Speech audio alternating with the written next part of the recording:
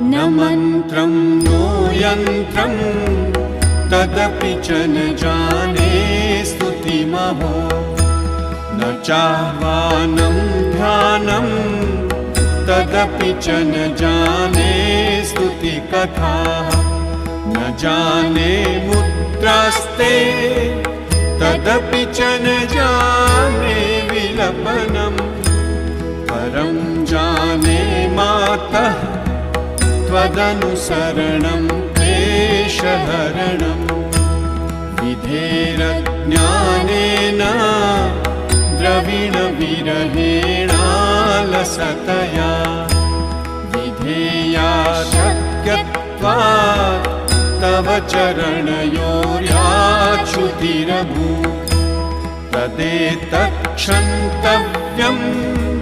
जननि सकलोद्धारिणी।